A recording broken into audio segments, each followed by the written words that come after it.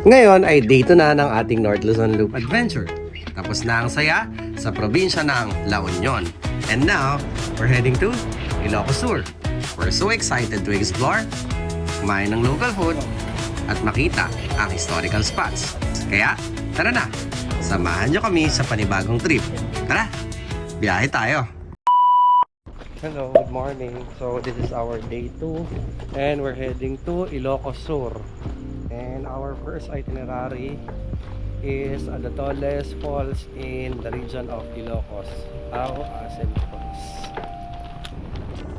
Bandang 6:30 AM, nagsimula na kaming bumiyahe.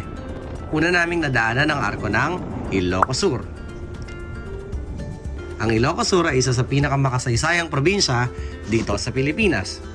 Matatagpuan ito sa Northern Luzon at kilala sa mayamang kultura, Spanish-era architecture, at of course, ang charming city of Vigan.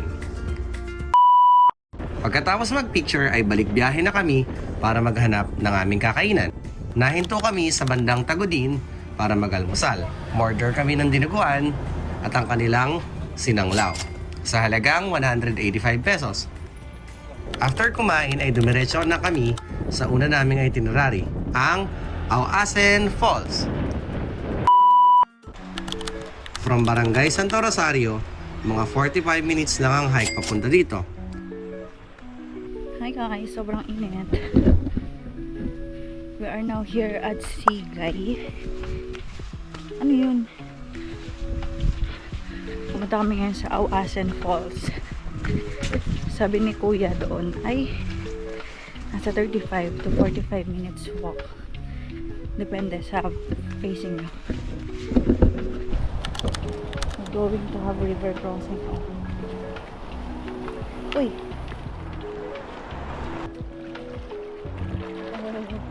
Sarap!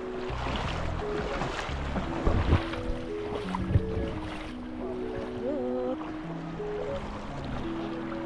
Ang sarap. Bakit si Kuya parang chill lang? Dapat pagod din siya gawin natin. Dapat pagod din siya. Ayan, so nandito kami ngayon sa trail ng Ao-Asen Falls. May nakita kaming bukal na tubig. Tikman natin.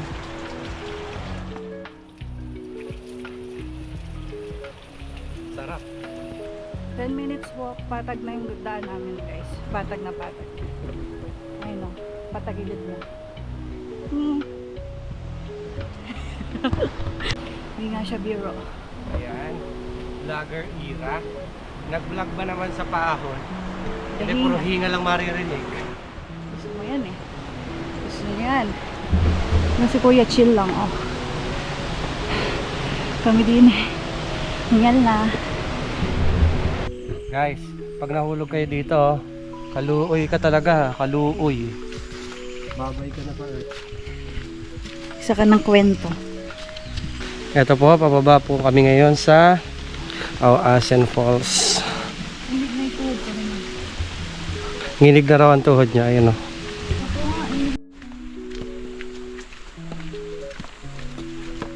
Hello! So nandito kami ngayon sa Ao-Asen Falls. Joke lang, ayun ang Ao-Asen Falls. Wow!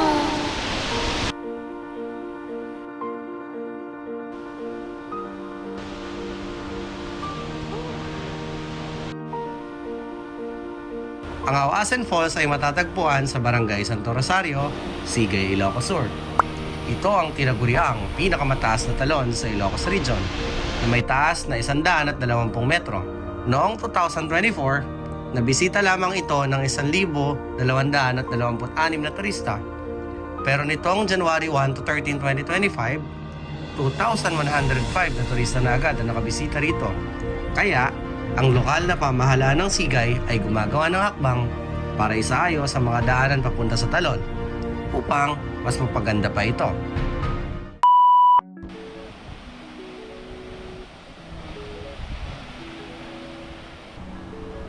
Oh my God.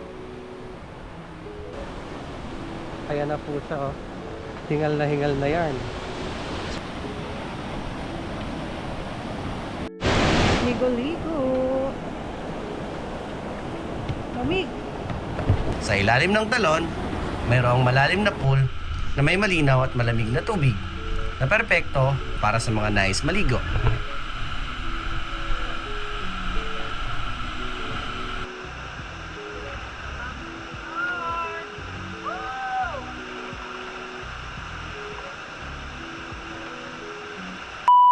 Hindi na kami nakapag-video pabalik sa jump off point.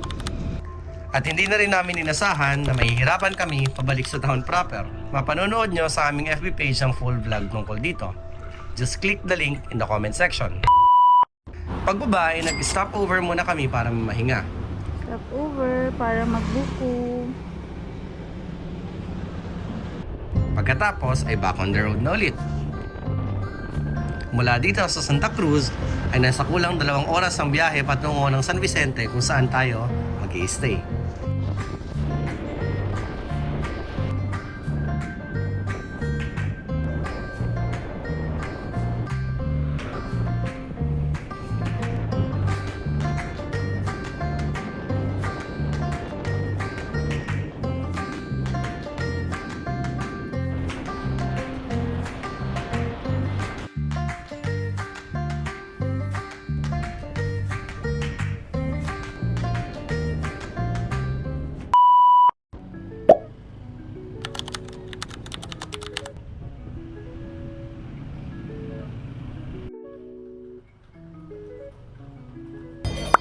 Pagdating sa Calle Crisologo ay kumain kami ng kanilang kilalang empanada at naglibot na rin dito. Ang Calle Crisologo ay isang makasaysayang kalsada sa Vigan City, Ilocos Sur. Ito ay isang UNESCO World Heritage Site na kilala sa mga well-preserved na ancestral houses, cobblestone na kalye, at mga kalesa. Here's the breakdown of our expenses in our Ilocos Sur trip. Almusal sa Tagutin, 185 pesos.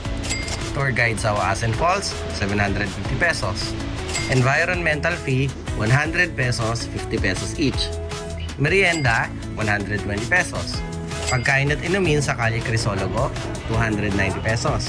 Outbase, our accommodation, 1,300 pesos. And ref magnet, 40 pesos. For a total of 2,785 pesos. Sa pagtatapos ng aming nakapapagod ngunit napakasayang paglalakbay dito sa Ilocos Sur, ang susunod naming destinasyon ay ang probinsya ng Ilocos Norte.